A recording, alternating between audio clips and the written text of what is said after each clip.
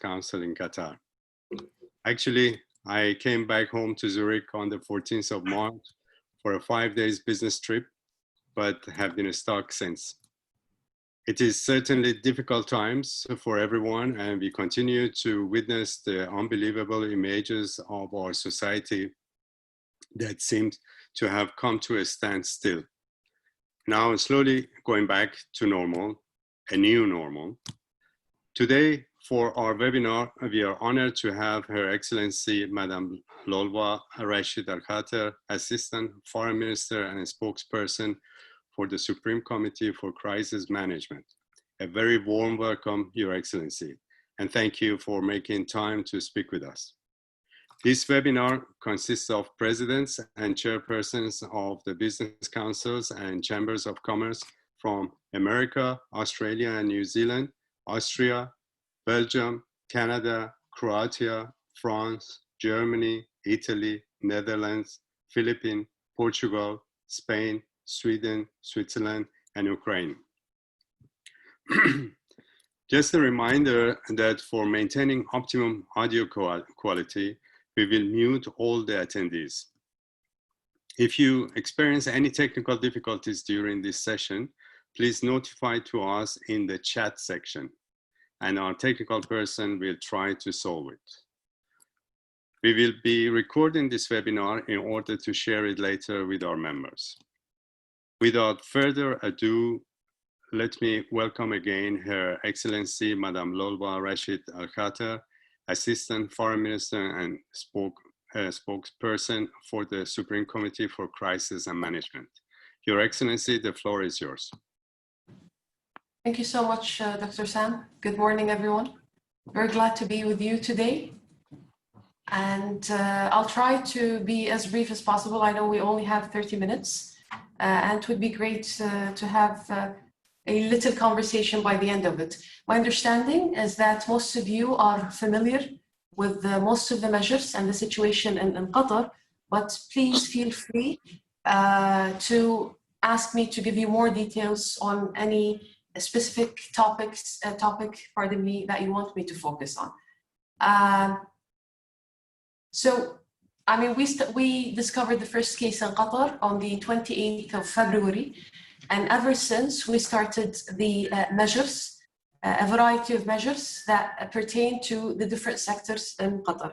Our top priority is the health and safety of everyone who lives in Qatar.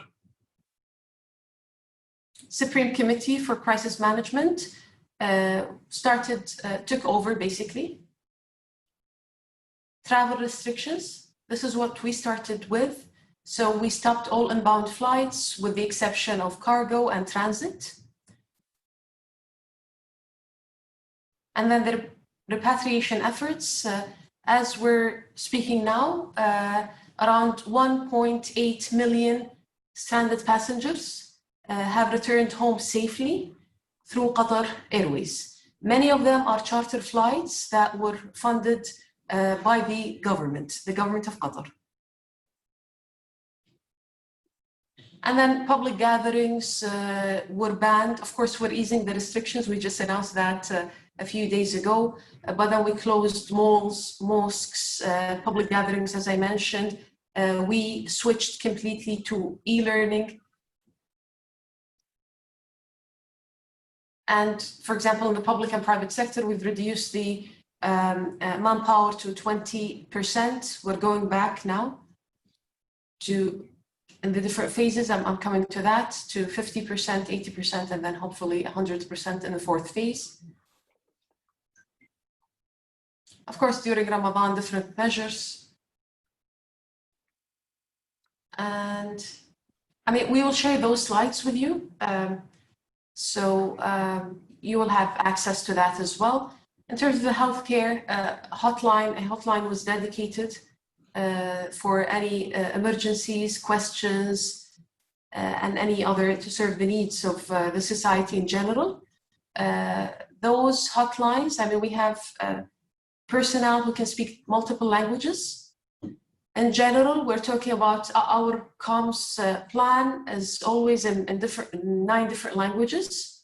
to reach everyone in the country. As you know, Qatar is a very multicultural society as well. We have volunteers, around like 35,000 volunteers. And then this is just some more information about the hotlines and the different services. Field hospitals also were built. We've introduced a new app that is Ihtiraz to trace the cases. And feel free to ask me any question about Ihtiraz, because I know many people have many questions about those apps in general. But then there is like a very strict privacy policy, including, by the way, data retention. So it says very clearly that once the pandemic is over, the data will be destroyed. No need to have the data stored in the database of Ihtiraz. So it's purely for medical purposes. The industrial area, this is one of the huge areas in Qatar where it's really the heart of many businesses, as well as the accommodation of many blue-collar workers in Qatar.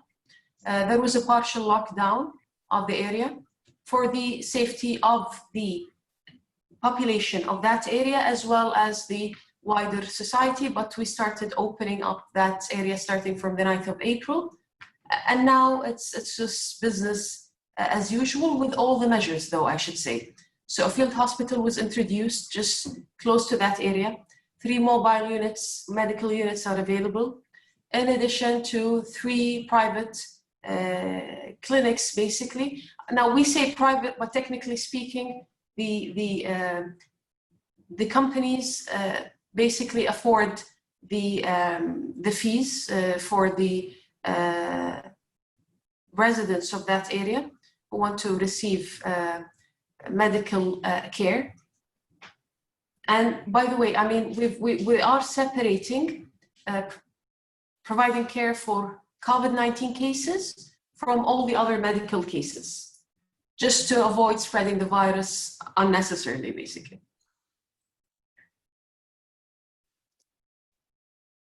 Industrial area, once again, I mean, most of this, like the 1,000 trucks, etc., this is obsolete now because this was during the lockdown itself, but now it's business as usual. And just to give you one example, ICT facilities that are available for blue-collar workers, it's around 1,600 facilities that provide access to the internet with no charges, basically. And of course, I mean, workplace measures, taking the swabs as needed, taking the temperature for everyone, sanitization, masks, and so on and so forth. I should say that one of the things that this pandemic helped us with is actually to introduce more factories to produce hand sanitizers and masks. And most recently, one of the companies owned by the Ministry of Defense in Qatar started a new line for ventilators. So we're hoping to be able to produce our own ventilators in Qatar as well. This is some information if you're interested. We've collected that from the Ministry of Labor, the number of complaints, the number of those that were addressed as well. Mitigation of the economic effects, basically, of the pandemic and the measures. 75 billion Qatari riyals was injected into the economy, or is being injected into the economy, as per the directives of His Highness, the Emir of Qatar.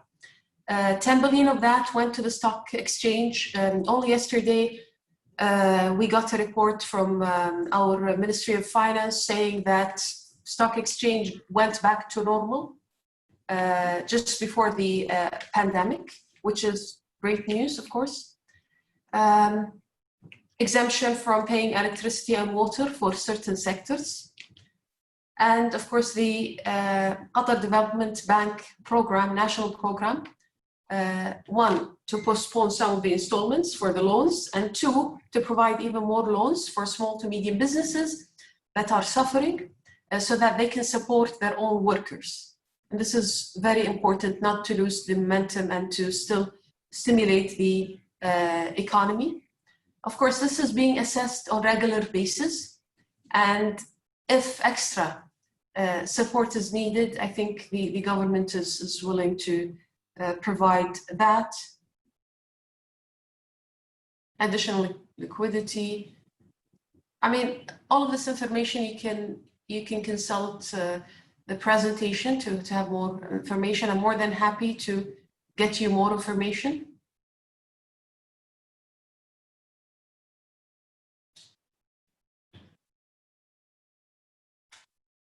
As you can see here, the guarantees to local banks to an amount of 3 billion Qatari riyals.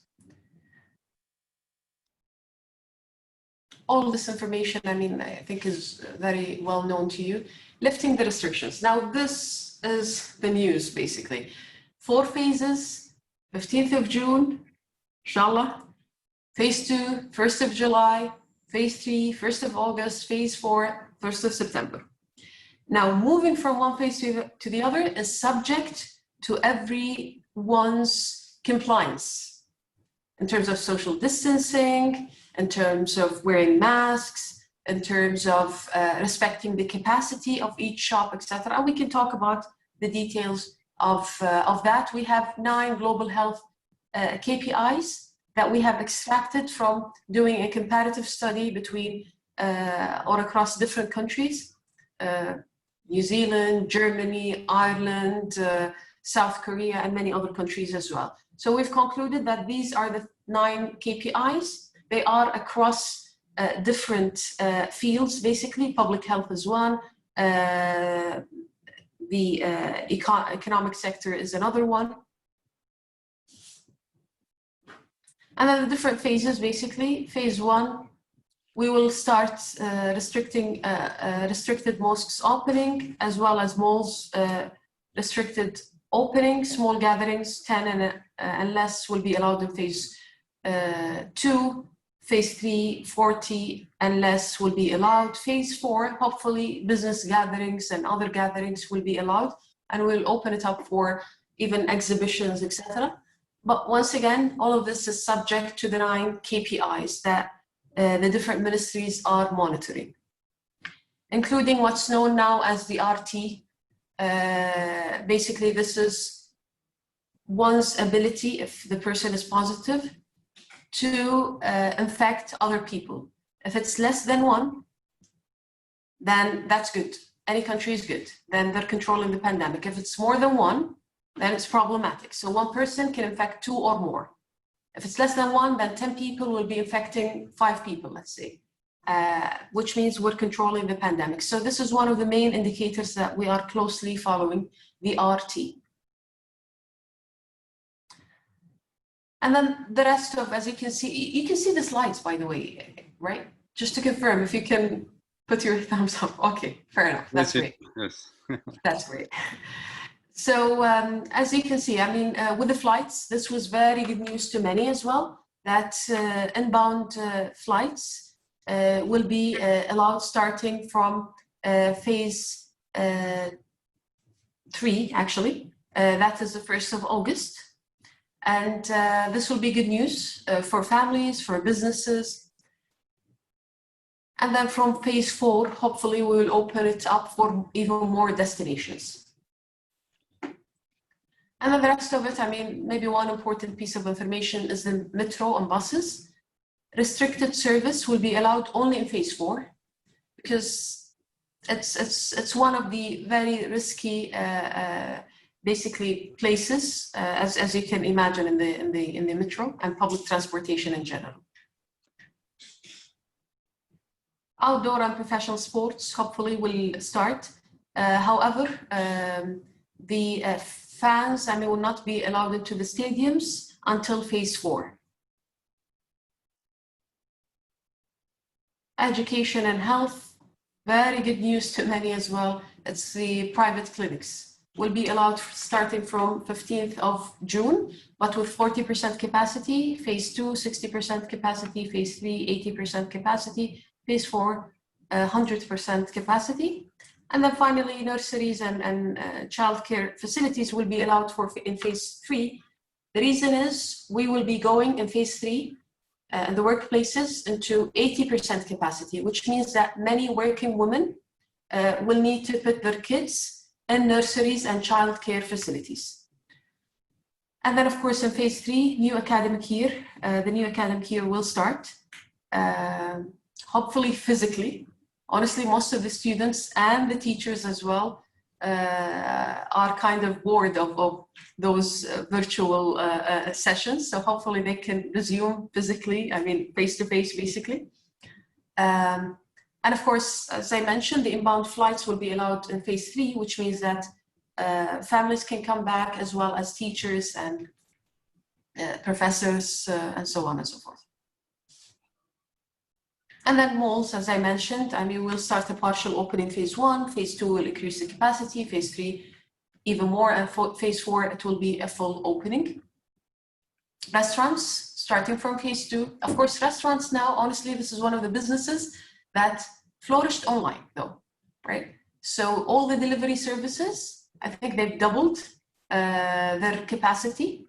And this is good news in the sense that many people who lost their jobs, small to medium businesses, have been redirected to those online services.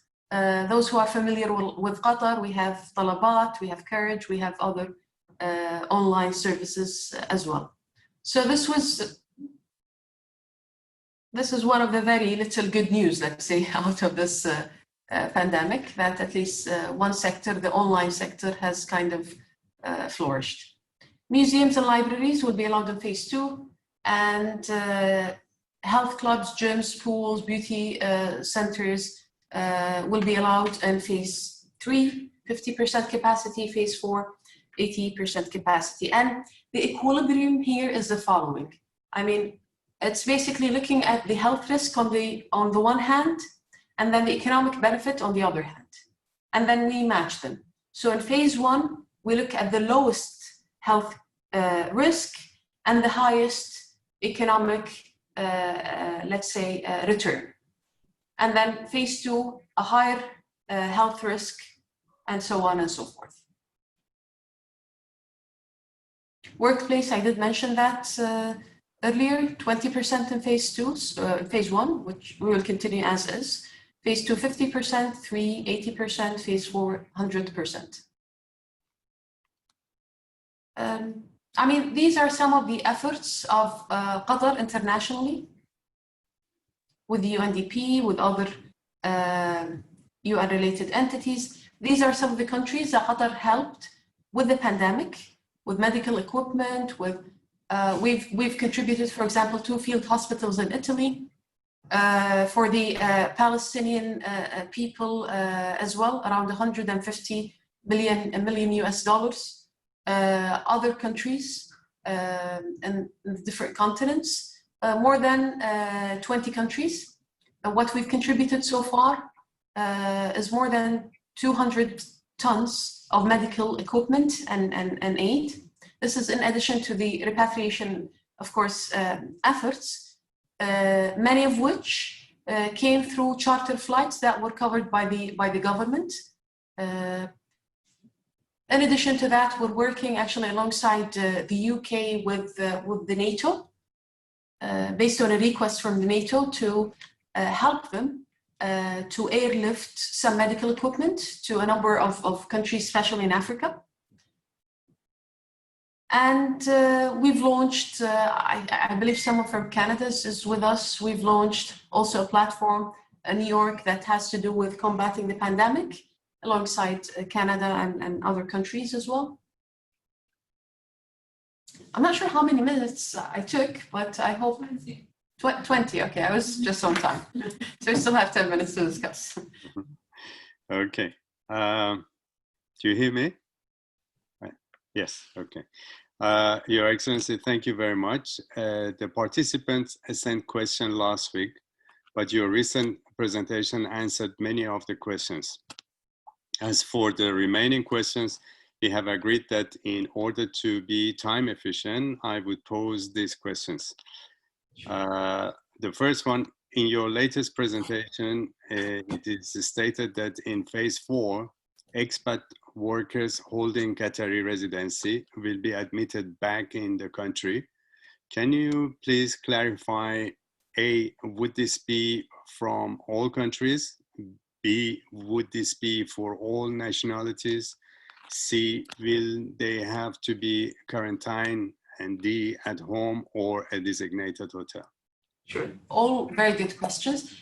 This will start in phase 3, so 1st of August rather than phase 4. Phase 4 is 1st of September. Any nationalities? No, all nationalities are welcomed back. However, all countries, this has to do with the situation of the pandemic itself, right? So the priority will be given. We are still figuring out all the details, by the way, but I'm giving you the assessment, the early assessment of the early discussions. And this afternoon, we also have another session with all the entities just to figure out all the details. But then the assessment for the time being is that countries that have a lower risk might be given time priority. So in the early stage, let's say. So it doesn't have to do with the nationality as much as it has to do with the situation of the pandemic, right? This is one thing. The other thing is the priority also would be given, let's say, because we're starting the academic year, to teachers, professors, students, those who have families in Qatar, and so on and so forth, not to interrupt their lives as well. Currently, we're talking about significant number outside the country.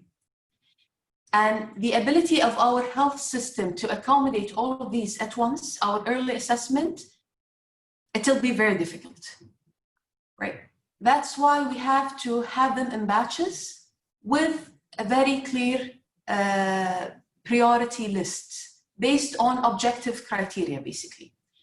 One of the criteria I mentioned is students, teachers, etc. And then the quarantine, yes, everyone will be asked to be in quarantine. Now, ideally, it should be facility quarantine to be controlled as much as possible.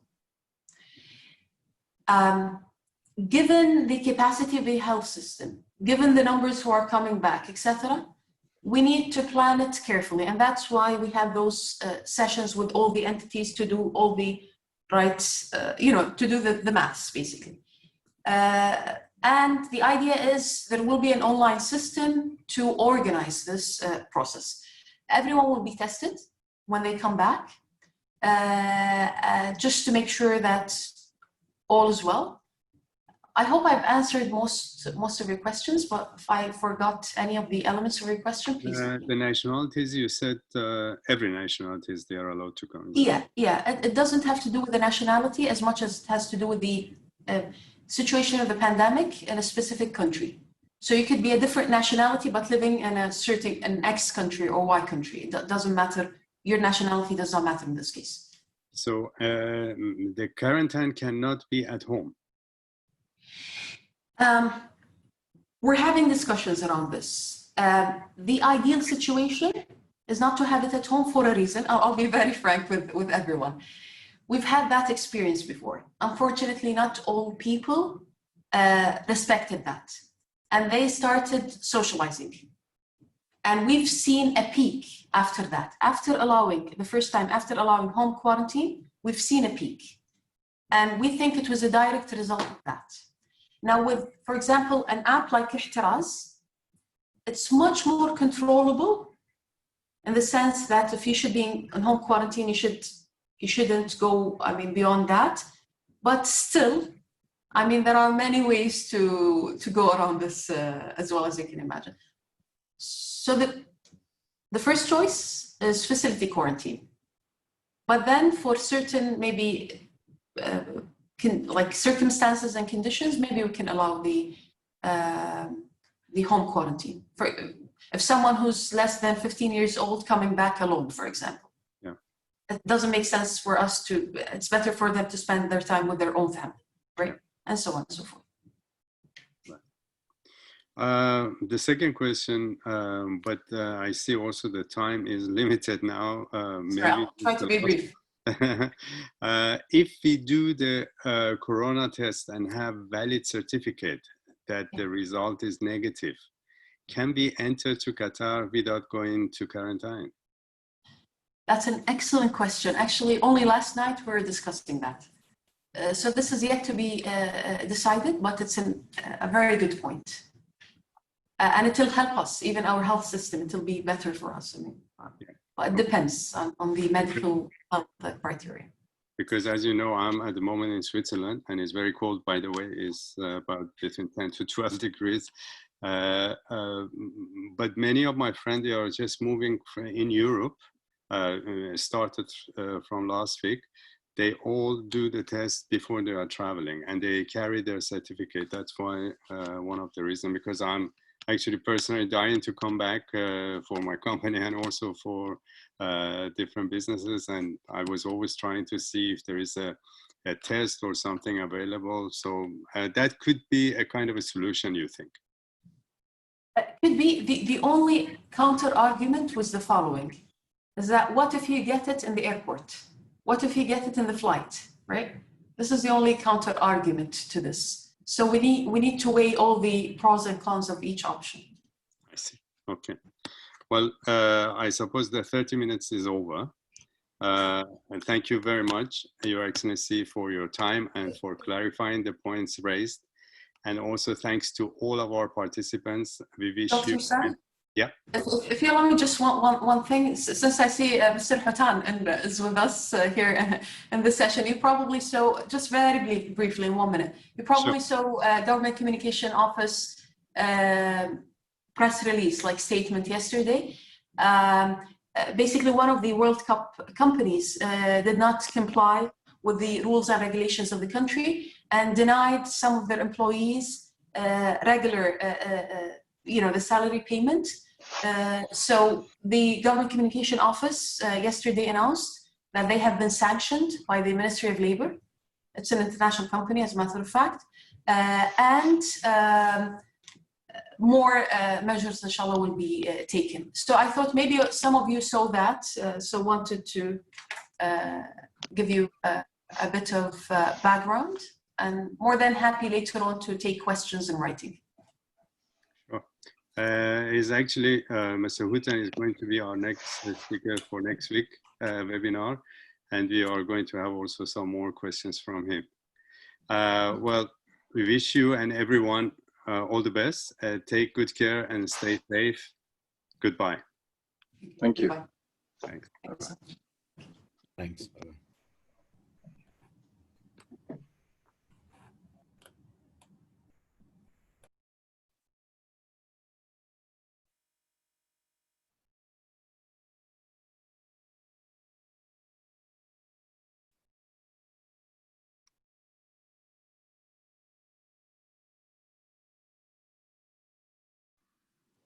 Just wanted to say thank you, Sam, for organizing.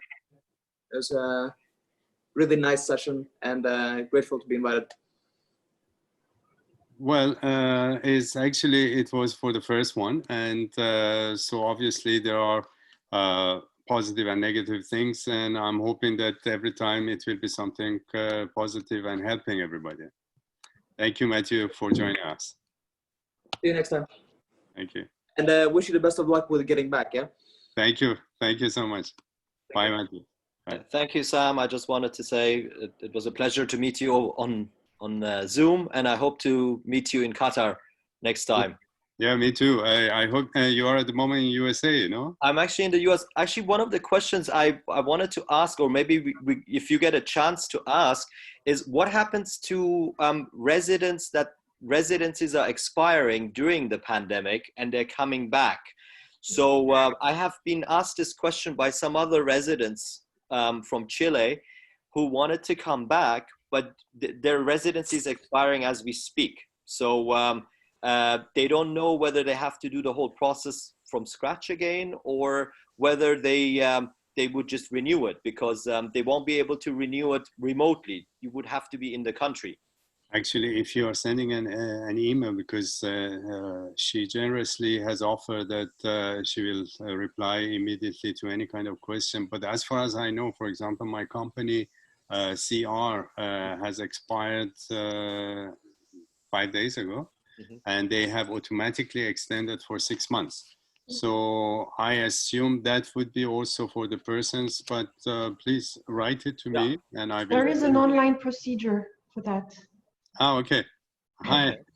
How are you? Hello, Sam. Good. Are you in France or you are in Qatar? No, I'm in Qatar for Okay. the summer, I think. Good, good. So what was your answer to this? There is an online procedure to renew CR and resident permits. Because when I got in touch with the QFC, they told me that they don't have any directives from the Ministry of Interior, and they really don't know how it's going to proceed.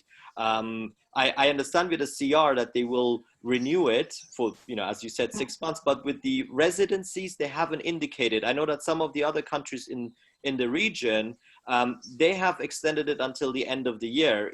So residents would be able to enter with even expired residencies. But Qatar hasn't really indicated that.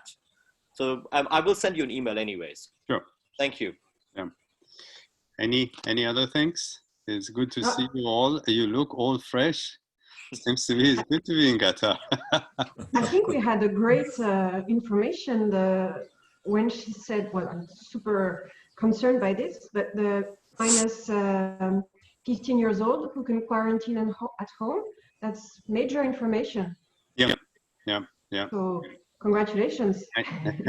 I think every day they are coming with something new and for helping the situation. So that's good. Yeah. So I think we can leave. Thank you, Sam, once again. Thank you, Yuan. Thank you, Sam. Thanks. All the best, and hope to see you. I'm arranging also with the ILO for next week, and I think Thursday is a good day, and maybe in the morning. And I hate those kind of webinar. They are over 2-3 hours, so I thought half an hour, 45 minutes is ideal, so everybody else can go back. So next week I'm arranging. I will write to everybody. So as you see, I have.